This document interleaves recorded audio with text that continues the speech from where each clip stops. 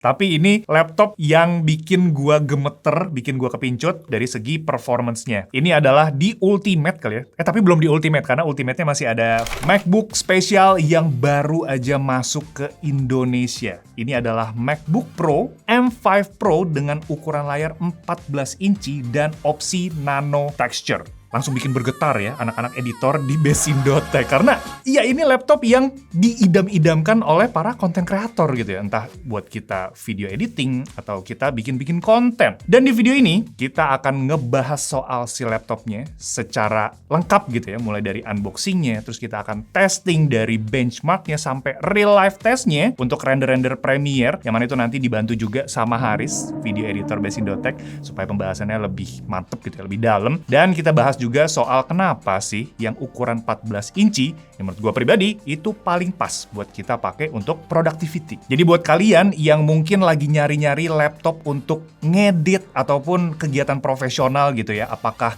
milihnya yang M5 Pro, M5 Max, M5 biasa ataupun varian MacBook lainnya, kalian bisa nonton video ini sampai selesai supaya semoga kalian bisa dapat jawabannya. Jadi kita langsung masuk aja ke videonya.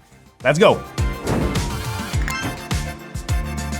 Oke, sebelum kita masuk ke pembahasannya, gue udah siapin satu charger yang mana itu cocok buat kita pakai untuk cas berbagai device Apple. Terutama kalau misalkan kita bawa travel, karena yang satu ini super mungil ukurannya. Terutama kalau misalkan kita bawa untuk iPhone 17 Pro, MacBook Pro yang lagi kita bahas, sampai iPad, itu semuanya bisa pakai satu charger ini aja. Dia ngedeliver daya sampai 45 watt GaN teknologi ya, dan ada layar monitoringnya yang bisa deteksi device yang lagi kita cas. Ini keren banget sih. Infonya yang kalian bisa lihat itu dari persentase baterai device, daya yang dipakai, sampai status temperatur itu semuanya kebaca ke monitor di dalam sini. Pinter juga buat ngatur daya pas lagi charging device. Nama teknologinya itu AVS PD 3.2. Yang mana simpelnya itu kalau kita cas, pokoknya aman gitu ya, nggak bakal ngerusak device kalian. Nah di dalam satu kotak, versi yang gua pakai itu dapat kabelnya dan chargernya. Yang mana kabelnya itu pakai bahan braided ya, dan warnanya nyesuaiin sama si charger. Ada yang warna biru muda, sama yang warna putih. Namanya itu Rapatech Power Ion. Harganya itu ada di Rp299.000. Link pembeliannya ada di kolom deskripsi, dan buat yang penasaran kalian bisa langsung cek aja di sana. Sekarang kita lanjut ke pembahasan MacBook Pro-nya. Let's go! Nah, sebelum kita masuk ke pembahasan lengkapnya, gue mau kasih lihat kalian apa aja sih isi di dalam box dari MacBook Pro M5 Pro yang pakai opsi layar nano texture, karena agak berbeda nih ketimbang yang reguler.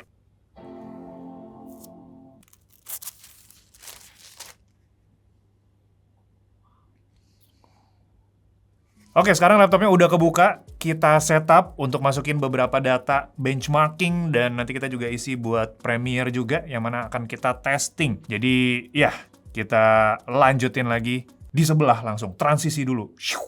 Nah, untuk spesifikasinya, MacBook Pro yang kami gunakan, ini menggunakan chip Apple M5 Pro dengan 18 core CPU, yaitu terdiri dari 6 super core, 12 performance core, GPU-nya pakai 20 core, Neural Engine-nya 16 core, dan memory bandwidth-nya ini nembus ke 307 GB per second. Wireless chip-nya menggunakan Apple N1, yang mana itu support Wi-Fi 7 dan Bluetooth 6. Di sini kita pakai RAM 48 GB dan storage 2 TB SSD. Layarnya sendiri pakai 14,2 inch Liquid Retina XDR 120Hz, 1000 nits HBM-nya, dan 1600 nits peak-nya. Dan ini kita menggunakan opsi nano texture. Baterai sendiri ada di 72,4 watt-hour dengan 96 watt charging speed, yang mana itu dikonekin lewat MagSafe 3. Untuk portnya sendiri dia ada 3 Thunderbolt 5, slot kartu SDXC, port HDMI, headphone jack 3,5 mm, port MagSafe 3, yang mana itu support 3 layar dengan resolusi sampai 6K 60Hz atau 4K 144Hz. Di bagian keyboard, pakai Magic Keyboard dengan Touch ID dan trackpad Force Touch.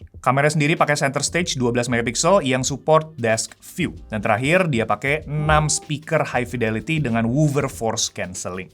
Nah, tadi kita ngedengar ada penamaan core yang berbeda di M5 Pro ini, yaitu Super Core. Nah, Super Core itu baru muncul untuk chip M5 Pro dan M5 Max. Jadi di sini itu ada 2 jenis core, yaitu Super Core dan performance core. Supercore itu buat maksimalin performanya gitu, yang paling mentok. Dan performance core itu untuk efisiensi berbanding performa. Bang, efisiensi core-nya kemana? Nggak kemana-mana, karena tetap ada di M5 chip yang reguler. Itu tetap pakai performance core dan efficiency core. Jadi di MacBook Pro kali ini, itu tetap semuanya memiliki core yang efisien gitu ya, atau chipnya itu efisien. Dimana memang kita udah kenal untuk MacBook yang menggunakan Apple Silicon chip gitu ya, mulai dari M1 sampai M5 ini. Dan kalau misalkan kita back to basic-nya, memang format si chipnya itu dia pakai jenis yang ARM. Atau kalian itu kenalnya di HP-HP smartphone yang kalian lagi pakai sekarang itu menggunakan ARM. Yang mana itu efisiensi dayanya maksimal dan performance-nya itu juga bisa dimaksimalin. Jadi berbeda dengan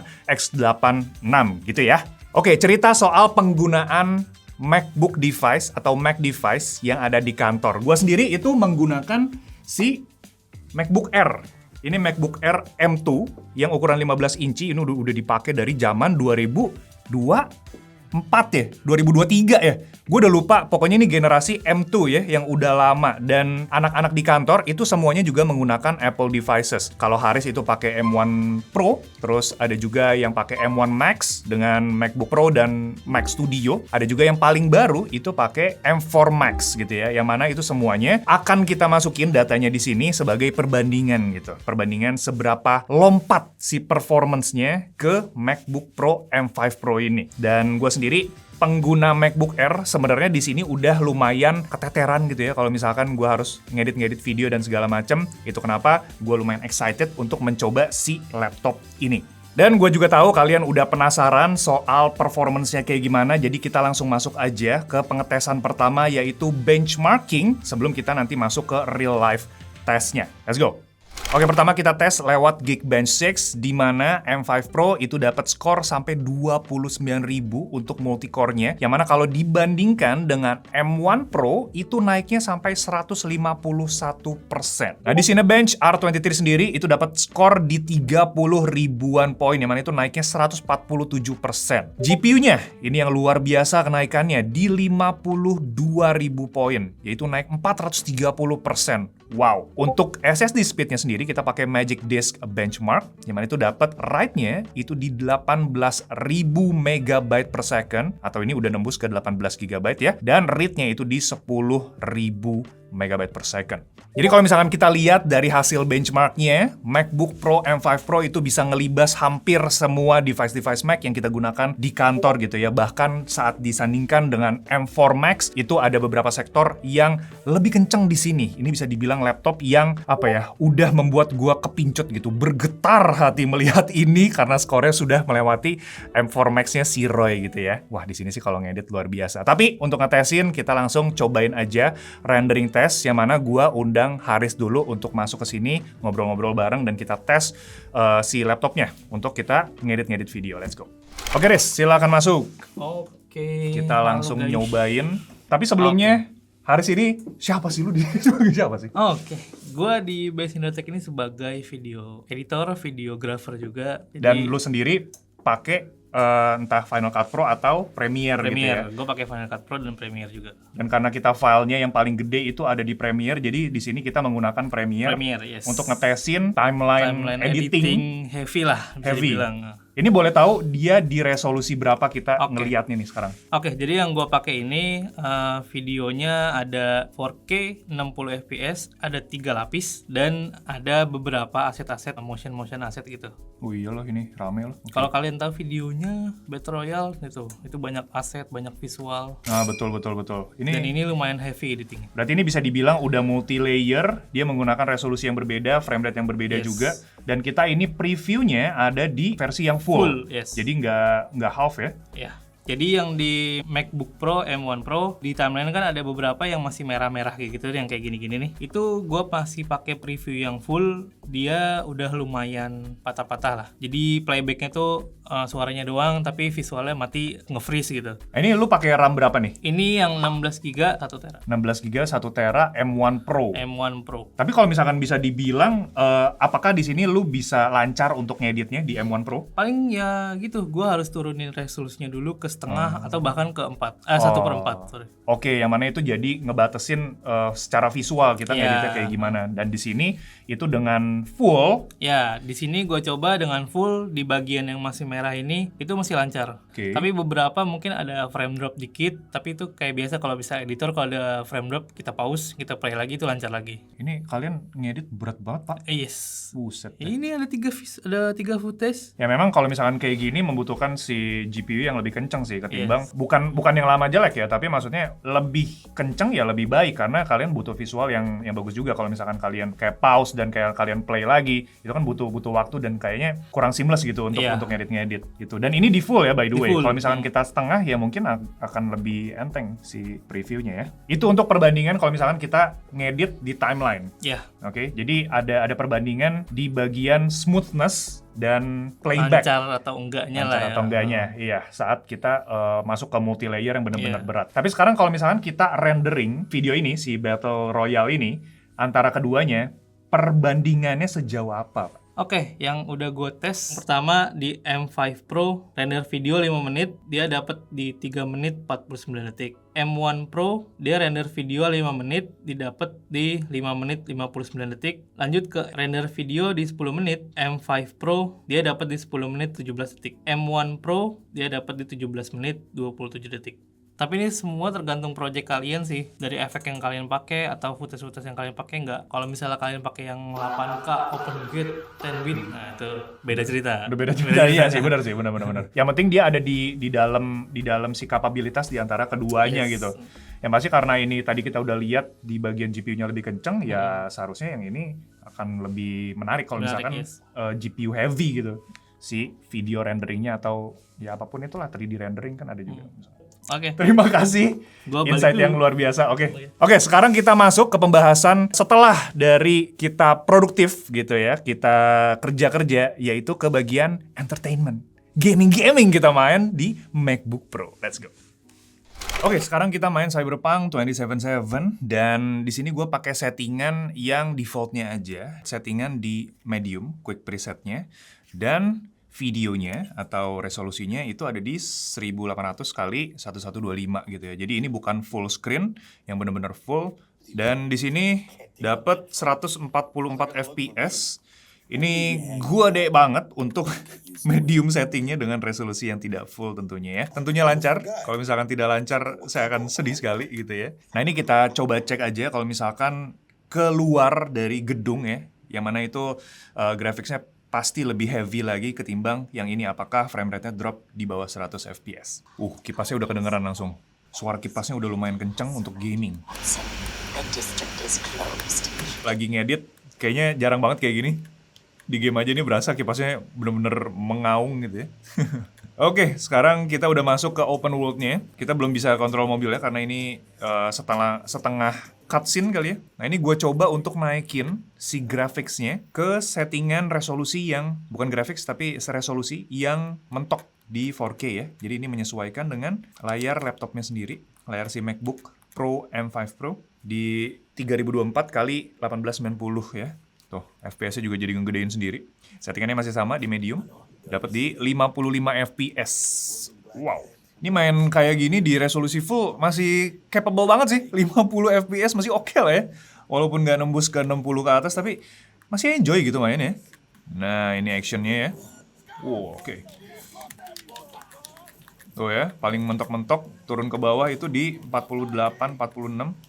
Tapi kalau misalkan kita nyalahin si ray tracing-nya, videonya kayaknya kita turunin dulu aja ke tadi ya 1800. Grafiksnya kita nyalain ray tracing on, pakai resolusi yang diturunin ke defaultnya. Main masih enak, frame rate masih lancar, 50-an tuh, nembus 50-an ya. Asik sih karena chipsetnya ini juga si M5 Pro juga dia support ray tracing.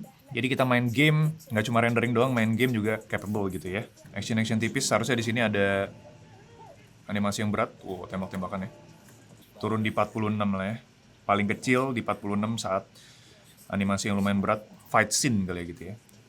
setelah nyoba main game tipis-tipis tadi ya, Cyberpunk, di settingan defaultnya medium, resolusinya rendah, terus kita naikin resolusinya ke resolusi tinggi gitu ya, yang full 4K, dan kita nyalain juga ray tracing, gue bisa bilang ini laptop yang udah capable buat kita ajak main game Cyberpunk 2077 gitu ya. Ini game berat. MacBook Pro M5 Pro ini bukan cuma buat produktivitas ya, tapi kalau misalkan kita pakai untuk gaming, untuk entertainment, itu juga gue bisa bilang ini capable. Tinggal tungguin aja beberapa game yang mungkin nanti kompatibel gitu dengan si laptopnya, karena di Steam lumayan banyak game-game yang tidak kompatibel gitu dengan si OS-nya. Tapi kalau misalkan kalian pengen juga, dulu tuh gue sering main game di MacBook Air itu pakai crossover. Nah, itu juga bisa dibawa ke sini, tapi crossover kan dia kayak semacam emulasi, dan itu mungkin akan lebih berat gitu ya pembawaannya di si laptopnya. Tapi kalian bisa main game di sini, kalian bisa entertainment di laptop ini gitu ya. Oh, tapi mungkin satu hal yang gue baru notice kali ya, dan jarang banget gue temuin di MacBook Pro, yaitu kipasnya yang kencang banget gitu nyalanya. Kalau misalkan anak-anak pada ngedit di kantor gitu ya, itu gue tidak pernah mendengar kipas yang sekencang ini gitu ya. Baru saat main game aja, Cyberpunk, yang kita push abis gitu ya, baru dia kipasnya kencang banget gitu. Itu satu hal yang menurut gue wajar, karena di PC-PC atau laptop-laptop Windows juga seperti itu ya, kipasnya kencang banget buat ngedinginin si hardware-nya gitu di sini. Dan ya itu satu hal yang baru aja buat gue ngedenger MacBook Pro yang kipasnya mengaung-ngaung gitu ya di sini. Tapi itu ya something yang normal. Oke, buat editing dan gaming udah, sekarang kita cek satu hal yang menurut gue penting juga dari MacBook Pro M5 Pro, yaitu di bagian layar dan desainnya. Nah, sekarang kita bahas soal layarnya, yang mana ini adalah layar yang menurut gue paling pas untuk kita bawa kemana-mana, untuk traveling, dan untuk editing. Dia kan variannya ada dua ya, 16 inci dan 14 inci. Yang Haris pakai itu di ukuran 14 inci Haris ya.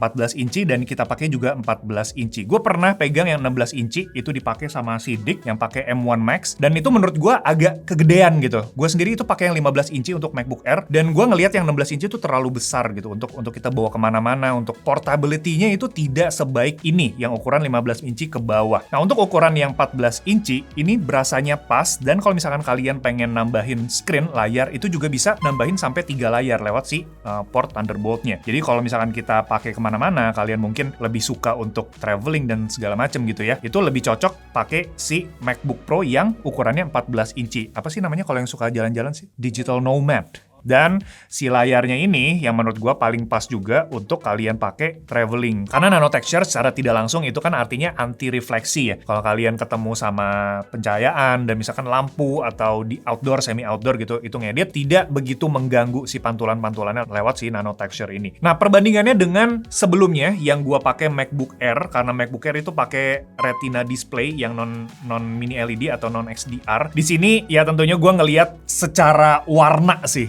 yang sangat-sangat berbeda ketimbang sebelumnya yang bisa dibilang pakai LCD gitu. Kalau di sini tuh gue lihat dari kiri kanan, atas bawah, itu jernih banget. Walaupun dari segi brightness memang tidak begitu berbeda ya, kecuali kalau misalkan HDR kontennya itu menyala gitu, karena dia bisa nembus sampai ke 1600 nits. Tapi brightness yang 1000 nits itu juga udah cukup untuk kita menggunakan di semi outdoor atau di outdoor gitu ya, pas lagi di cafe atau di mana kita ngedit itu pas gitu. Nah, terus soal ProMotion display-nya yang dia nembus sampai 120 Hz, dan itu bisa otomatis ganti-ganti ya refresh rate-nya ke paling rendah tergantung dengan kalian itu lagi nonton apa atau media apa yang sedang kalian konsumsi gitu. Kalau misalkan kalian lagi nonton video itu bisa nyesuaiin di 60, main game itu juga bisa menyesuaikan, dan lagi ngedit di misalkan sampai mentok gitu di 120 dia juga bisa menyesuaikan. Tapi untuk gua sendiri, karena sebelumnya gua pakai MacBook Air di 60 Hz, dan kebutuhan gua sehari-hari itu paling untuk ngedit-ngedit dan gua ketik-ketik script, itu belum berasa pengaruhnya gitu di 120 Hz si ProMotion-nya. Yang paling pengaruh tadi ya paling di bagian kualitas layar aja, yang warnanya itu jauh lebih lebih kontras gitu, lebih kelihatannya tuh lebih enak di mata, lebih akurat, dan dia punya viewing angle-nya juga lebih bagus gitu di sini. Dan terakhir itu di bagian desainnya, karena dia ukurannya di 14,2 inch untuk layarnya. Jadi bagian bodinya juga dia menyesuaikan, dan ini kalau misalkan gue bilang compact, apakah dosa? Karena ada ukuran yang lebih compact lagi, MacBook Air 13 inci, tapi untuk laptop yang profesional, ini luar biasa compact sih. Gue bisa masukin ini bahkan ke tote bag tanpa gue harus kayak keberatan dan segala macam gitu ya untuk bawa laptopnya sendiri. Nah, ini gue penasaran, Riz, untuk bebannya, bobotnya ini berapa? Kita coba coba timbang aja langsung di sini ya. Nah, buat bobotnya sendiri, MacBook Pro M5 Pro itu ada di 1607 gram atau 1,6 kilo. Yang mana itu bedanya dikit sama si MacBook Air yang 15 inci, karena MacBook Air 15 inci itu 1,4 atau 1,5 gitu ya. Dan ya, bisa dibilang ini laptop yang di bawah satu tangan. Oke, dimasukin tas apalagi nggak bakal berasa. Ya, ini compact, bisa dibawa kemana-mana sih. Bisa dibilang sejajar gitu ya. Untuk portability-nya dengan MacBook Air. Dan ini jarang kayaknya gue temukan di laptop-laptop Windows. Correct me if I'm wrong gitu ya. Dengan performance yang sama dan compatibility-nya, portability-nya yang segini compact.